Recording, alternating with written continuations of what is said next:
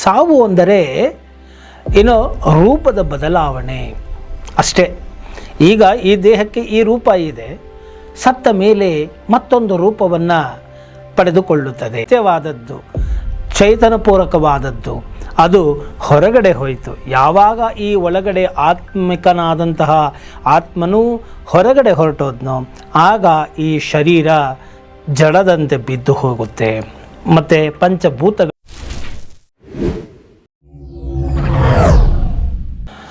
ನಮಸ್ಕಾರ ವೀಕ್ಷಕರೇ, ನಾನು ನಿಮ್ಮ ಮಂಜುನಾಥ್ ಅಡ್ವೊಕೇಟ್ ಹಾಗೂ ಅಧ್ಯಾತ್ಮ ಚಿಂತಕರು ಮಾತಾಡ್ತಾ ಇರೋದು. ಇವತ್ತು ಮತ್ತೊಂದು ಭಗವದ್ಗೀತೆಯ ಶ್ಲೋಕವನ್ನು ನಿಮಗಾಗಿ ತಂದಿದ್ದೇನೆ. ಈ ಒಂದು ಶ್ಲೋಕದಲ್ಲಿ ಏನು ಹೇಳಲಾಗುತ್ತೆ ಅಂತ ಹೇಳಿದ್ರೆ, ಜಾತಸ್ಯ ಹಿ ಧ್ರುವಂ ಮೃತ್ಯುರ್ಧ್ರುವಂ ಜನ್ಮಮೃತಸ್ಯ ಚ ತಸ್ಮಾದ ಪರಿಹಾರ್ಯೇರ್ತೇನ ತ್ವಂ ಶೋಚಿತುಮರ್ಹಸಿ. ಅಂದರೆ ಕಾರಣ, ಹುಟ್ಟಿದವನು ಅವಶ್ಯವಾಗಿ ಸಾಯುವನು ಮತ್ತು ಸತ್ತಿರುವವನು ಅವಶ್ಯವಾಗಿ ಹುಟ್ಟುವನು. ಆದ್ದರಿಂದ ಈ ಜನ್ಮ ಮರಣರೂಪಿ ಪರಿವರ್ತನೆಯ ಪ್ರವಾಹದ ನಿವಾರಣೆ ಆಗಲಾರದು. ಆದ್ದರಿಂದ ಈ ವಿಷಯದಲ್ಲಿ ನೀನು ಶೋಕಿಸಬಾರದು ಅಂತ ಹೇಳಿ ಕೃಷ್ಣ ಶೋಕಿತನಾದಂತಹ ಅರ್ಜುನನಿಗೆ ಸಮಾಧಾನವನ್ನು ಹೇಳ್ತಾನೆ. ಅಂದರೆ ಹುಟ್ಟಿದ್ದು ಸಾವಿನ ಕಡೆಗೆ ಹೋಗುತ್ತೆ, ಸತ್ತದ್ದು ಹುಟ್ಟಿನ ಕಡೆಗೆ ಹೋಗುತ್ತೆ. ಹಾಗಾದರೆ ನಾವು ಯಾವುದಕ್ಕೆ ಶೋಕಿಸಬೇಕು? ಈ ಒಂದು ದೇಹ ರೂಪಾಂತರವಾಗಿ ಮತ್ತೊಂದು ದೇಹದ ಆಕಾರವನ್ನು ಪಡೆದುಕೊಳ್ಳುತ್ತೆ. ಸಾವು ಅಂದರೆ ರೂಪದ ಬದಲಾವಣೆ ಅಷ್ಟೇ. ಈಗ ಈ ದೇಹಕ್ಕೆ ಈ ರೂಪ ಇದೆ, ಸತ್ತ ಮೇಲೆ ಮತ್ತೊಂದು ರೂಪವನ್ನು ಪಡೆದುಕೊಳ್ಳುತ್ತದೆ ಅಷ್ಟೇ. ಆದರೆ ರೂಪವನ್ನು ಪಡೆದುಕೊಳ್ಳುವುದು ಯಾವುದು? ಆತ್ಮ, ದೇಹಿ, ಅದೇ ಹೊರತು ಈ ಒಂದು ದೇಹವಲ್ಲ. ಈ ದೇಹವು ಜಡವಾದದ್ದು. ಈ ಜಡವಾದಂತಹ ದೇಹದಲ್ಲಿ ದೇಹಿಯು ಚೈತನ್ಯಪೂರಿತವಾಗಿ ಇರುವುದರಿಂದಲೇ ಈ ದೇಹವು ಚಲಿಸ್ತಾ ಇದೆ, ನೋಡ್ತಾ ಇದೆ, ಕೇಳ್ತಾ ಇದೆ, ಮಾತಾಡ್ತಾ ಇದೆ. ಇಲ್ಲ ಅಂದರೆ ಇದು ಜಡವಾಗಿ ಬಿದ್ದು ಹೋಗುತ್ತೆ. ನಾವು ಹೇಳ್ತೀವಿ ಸತ್ತು ಹೋದ ಅಂತಂದ್ರೆ ಏನು? ಒಳಗಡೆ ಇದ್ದಂತಹ ಸತ್ಯವಾದದ್ದು, ಚೈತನ್ಯಪೂರ್ವಕವಾದದ್ದು ಅದು ಹೊರಗಡೆ ಹೋಯಿತು. ಯಾವಾಗ ಈ ಒಳಗಡೆ ಆತ್ಮಿಕನಾದಂತಹ ಆತ್ಮನು ಹೊರಗಡೆ ಹೊರಟೋದ್ನೋ ಆಗ ಈ ಶರೀರ ಜಡದಂತೆ ಬಿದ್ದು ಹೋಗುತ್ತೆ ಮತ್ತು ಪಂಚಭೂತಗಳಲ್ಲಿ ಲೀನ ಆಗೋಗುತ್ತೆ. ಮತ್ತು ಮತ್ತೊಂದು ರೂಪದಲ್ಲಿ ಈ ಒಂದು ಒಳಗಡೆ ಇರ್ತಕ್ಕಂತಹ ಶರೀರಿ ರೂಪವನ್ನು ಪಡೆದುಕೊಳ್ಳುತ್ತಾನೆ. ಆದ್ದರಿಂದ ಜಾತಸ್ಯ ಹಿ ಧ್ರುವಂ ಮೃತ್ಯುರ್ಧ್ರುವಂ ಜನ್ಮಮೃತಸ್ಯ ಚ ತಸ್ಮಾದ ಪರಿಹಾರ್ಯೇರ್ತೇನ ತ್ವಂ ಶೋಚಿತುಮರ್ಹಸಿ. ಅದಕ್ಕಾಗಿ ಈ ಒಂದು ರೂಪದ ಬದಲಾವಣೆಯ ಪ್ರಕ್ರಿಯೆ ಅಷ್ಟೇ ಅಪ್ಪ ಇದು. ಇದಕ್ಕೆ ಯಾಕೆ ನೀನು ಶೋಕಿಸ್ತಾ ಇದೀಯಾ? ಯಾಕೆ ನೀನು ಯೋಚನೆಯನ್ನು ಮಾಡ್ತಾ ಇದೀಯಾ? ಆದ್ದರಿಂದ ನಾನು ಕೊಂದು ಬಿಡ್ತೇನೆ, ನಾನು ಇವರನ್ನು ಕೊಂದ ಪಾಪವನ್ನು ಅಂಟಿಸಿಕೊಂಡು ಬಿಡ್ತೇನೆ, ನನಗೆ ಈ ಒಂದು ರಕ್ತದ ಕಲೆಗಳು ಬೇಡ ಅಂತ ಹೇಳಿ ತುಂಬ ಮಾನವೀಯತಾವಾದಿ ಥರ ಮಾತಾಡ್ತಾ ಇರೋ ನೀನು ಬೇರೆ ಯುದ್ಧಗಳಲ್ಲಿ ಬೇರೆ ಶತ್ರುಗಳನ್ನು ಕೊಂದಾಗ ಈ ರೀತಿಯಾದಂತಹ ಭಾವ ನಿನ್ನಲ್ಲಿ ಏಕೆ ಇರಲಿಲ್ಲ? ಈಗ ಯಾಕೆ ಬರ್ತಾ ಇದೆ? ಅದೇ ರಣಾಂಗಣ, ಅದೇ ಯುದ್ಧ ಭೂಮಿ, ಅದೇ ಯುದ್ಧದ ಪ್ರಕ್ರಿಯೆಗಳು. ಯುದ್ಧರಂಗದಲ್ಲಿ ಸಾವು ಎಂಬುದು ಸಾಮಾನ್ಯವಾದಂತಹ ಪ್ರಕ್ರಿಯೆ. ಹಾಗೆಲ್ಲ ಇಲ್ಲದೇ ಇದ್ದಂತಹ ವೈರಾಗ್ಯದ ಮಾತುಗಳು ಈಗ ಯಾಕೆ ಈಗ ಶೋಕಿಸ್ತಾ ಇದೆಯಾ? ಯಾಕೆ ಅಂತ ಹೇಳಿದ್ರೆ ಯುದ್ಧದಿಂದ ಆಗ್ತಕ್ಕಂಥ ಸಾವಿನಿಂದ ಅಲ್ಲಪ್ಪ, ನಿನ್ನ ಒಂದು ದುಃಖಕ್ಕೆ ಮತ್ತು ನಿನ್ನ ಈ ಒಂದು ಹಪಾಹಪಿಗೆ ಮತ್ತು ನಿನ್ನ ಈ ಒಂದು ತಹತಹ ಅಂತ ನಾವೇನು ಕರಿತೇವೆ ಅದಕ್ಕೆ ಕಾರಣ ನನ್ನವರು ಎಂಬುವಂತಹ ಭಾವ. ನೋಡಿ, ಧೃತರಾಷ್ಟ್ರನಿಗೆ ನನ್ನವರು ಎಂಬುವಂಥ ಭಾವ ಇರಲಿಲ್ಲ ಪಾಂಡುಪುತ್ರರ ಮೇಲೆ. ಆದರೆ ಇವರಿಗೆ, ಅರ್ಜುನನಿಗೆ ಇತ್ತು, ಇವರು ನನ್ನವರು, ನನ್ನ ಗುರುಗಳು, ನನ್ನ ತಾತ, ನನ್ನನ್ನು ಎತ್ತಿ ಆಡಿಸಿದಂಥವರು ಅಂತ ಹೇಳಿ. ನಾನು ನನ್ನದು ಎಂಬುವಂತಹ ಒಂದು ಮೋಹದ ಪಾಶಕ್ಕೆ ಬಲಿಯಾಗಿದ್ದಕ್ಕಾಗಿ ಆತನಿಗೆ ಇಷ್ಟೆಲ್ಲ ಹೇಳಬೇಕಾಯಿತು. ಏನೇ ಒಂದು ಕಾರ್ಯವನ್ನು ನಾವು ಯಶಸ್ಸನ್ನು ಮಾಡಬೇಕಾದರೆ ಈ ಒಂದು ರೀತಿಯಾದಂತಹ ಅಡ್ಡಿ ಆತಂಕಗಳು, ಅಡೆತಡೆಗಳು ಬಂದು ಬಿಡುತ್ತೆ. ಆದ್ದರಿಂದ ಈ ನಾನು ನನ್ನದು ಎಂಬಂತಹ ಮೋಹದ ಪಾಶಕ್ಕೆ ಬಲಿಯಾಗದೆ ನಾವು ಪ್ರಾಕ್ಟಿಕಲ್ಲಾಗಿ, ಪ್ರಾಗ್ಮಮ್ಯಾಟಿಕ್ಕಾಗಿ, ನಾವು ರಚನಾತ್ಮಕವಾಗಿ, ಪ್ರಯೋಗಾತ್ಮಕವಾಗಿ ಯೋಚಿಸಿ ನಾವು ತೀರ್ಮಾನಗಳನ್ನು ತೆಗೆದುಕೊಂಡಾಗ ನಾವು ಜೀವನದಲ್ಲಿ ಮುಂದೆ ಬರ್ತೇವೆ. ನಾವು ನನ್ನವರು ಎಂಬುದು ಬೇಕು, ಆದರೆ ಅವರೇ ನಮ್ಮ ವಿರುದ್ಧವಾಗಿ ಬಂದಾಗ, ನಿಮ್ಮನ್ನು ಸಾಯಿಸಲಿಕ್ಕೆ ನಿಂತಾಗ ನೀನು ಅಲ್ಲಿ ಮರುಳನಾಗಿ ಅಧರ್ಮದ ಪಕ್ಷ ವಹಿಸಿದವರ ಪರವಾಗಿ ನೀನು ನ್ಯಾಯ, ನೀತಿ, ಧರ್ಮ, ಗುರು, ಅದು ಇದು ಅಂತ ಮಾತಾಡೋದ್ರಲ್ಲಿ ಅರ್ಥ ಇದೆಯಾ?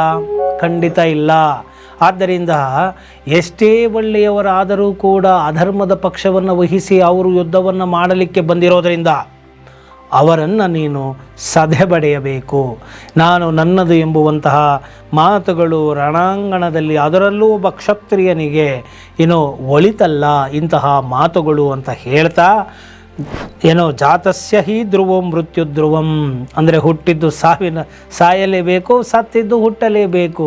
ಇದು ಸಾಮಾನ್ಯವಾದಂತಹ ಪ್ರಕ್ರಿಯೆ.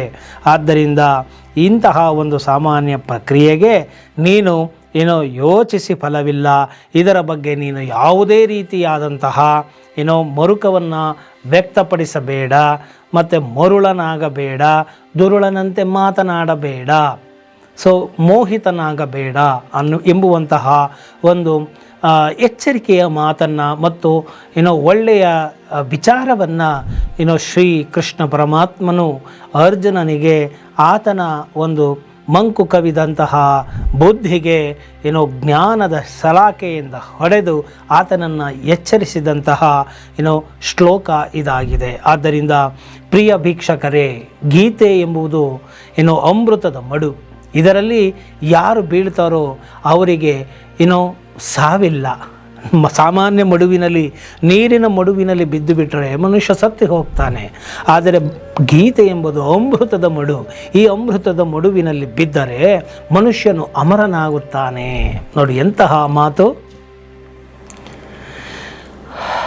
ಆತನು ಸಾವೇ ಇಲ್ಲದಂತಹ ಒಂದು ಜ್ಞಾನವನ್ನು ಪಡೆದುಕೊಳ್ಳುತ್ತಾನೆ, ಅಂತಹ ಸ್ಥಾನವನ್ನು ಪಡೆದುಕೊಳ್ಳುತ್ತಾನೆ, ಅಮೃತಸ್ಯ ಪುತ್ರನಾಗುತ್ತಾನೆ. ಆದ್ದರಿಂದ ಗೀತೆಯನ್ನು ಜೀವನದಲ್ಲಿ ನೀವು ಅಳವಡಿಸಿಕೊಳ್ಳಬೇಕು, ಓದಬೇಕು. ಇದು ಯಾವುದೇ ಧರ್ಮಗ್ರಂಥ ಅನ್ನುವುದಕ್ಕಿಂತ ಇದು ವಿಶ್ವಮಾನ್ಯ ಗ್ರಂಥ. ಪ್ರತಿಯೊಬ್ಬ ಧರ್ಮದವನು ಕೂಡ ಓದಲೇಬೇಕಾದಂತಹ ಒಂದು ವಿಶ್ವಮಾನ್ಯ ಗ್ರಂಥ. ಇದು ವಿಜ್ಞಾನವನ್ನು ಮೀರಿದ್ದು, ವಾಸ್ತವವನ್ನು ಹೇಳುವಂಥದ್ದು.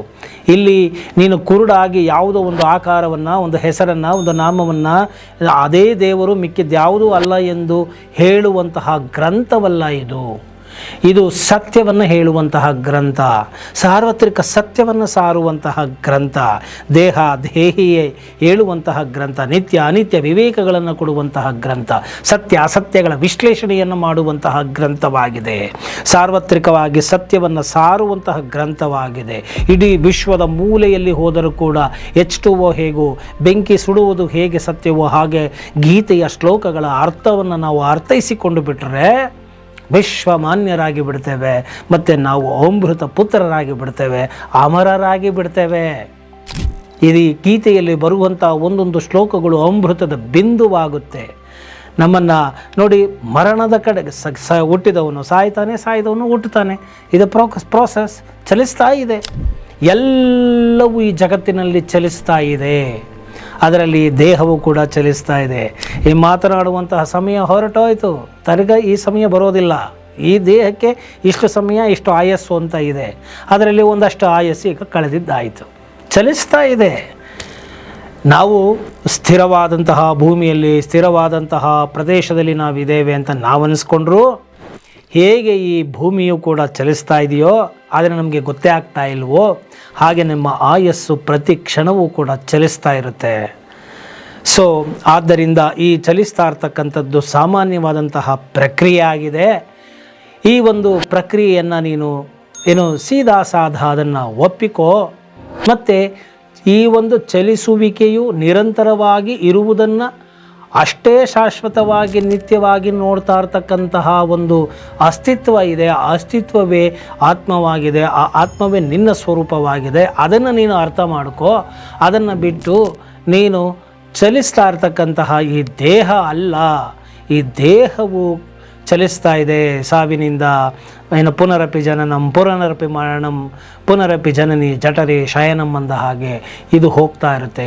ಅಲ್ಲಿಗೆ ನೀನು ಸೇರಿದವನಲ್ಲ, ನೀನು ಸ್ಥಿರವಾಗಿರ್ತಕ್ಕಂಥವನು ಎಂಬುದನ್ನು ನಮಗೆ ಮನವರಿಕೆ ಮಾಡಿಕೊಟ್ಟಿದೆ ಈ ಒಂದು ಗೀತೆ. ನೋಡಿ ಎಷ್ಟು ಚೆನ್ನಾಗಿ ಇದೆ. ಮುಂದಿನ ಶ್ಲೋಕದಲ್ಲಿ ಕೂಡ ಅವ್ಯಕ್ತಾಧೀನಿ ಭೂತಾನಿ ವ್ಯಕ್ತ ಮಧ್ಯಾನಿ ಭಾರತ ಅವ್ಯಕ್ತ ನಿಧನಾನ್ಯೇವ ತತ್ರ ಕಾಪರಿದೇವನ ಅಂತ ಹೇಳ್ತಾರೆ. ಅವ್ಯಕ್ತವಾಗಿದ್ದು ವ್ಯಕ್ತವಾಯಿತು, ವ್ಯಕ್ತವಾಗಿದ್ದು ಅವ್ಯಕ್ತದ ಕಡೆಗೆ ಹೋಗುತ್ತೆ.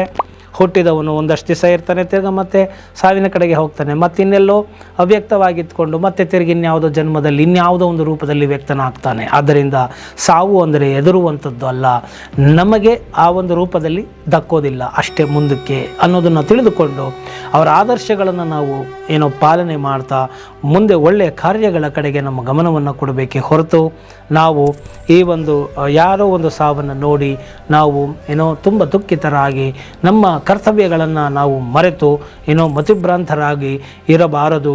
ಅದು ಜ್ಞಾನಿಗಳಿಗೆ ಶೋಭೆಯಲ್ಲ ಎಂಬುವಂತಹ ಮಾತನ್ನು ಜ್ಞಾನದ ಚಾಟಿಯನ್ನು ಬೀಸಿ ಹೇಳಿದಂತಹ ಶ್ರೀಕೃಷ್ಣ ಪರಮಾತ್ಮನಿಗೆ ವಂದನೆಗಳನ್ನು ಮಾಡ್ತಾ ಇವತ್ತಿನ ಈ ಒಂದು ವಿಡಿಯೋವನ್ನು ಇಲ್ಲಿಗೆ ಮುಗಿಸ್ತಾ ಇದ್ದೀನಿ.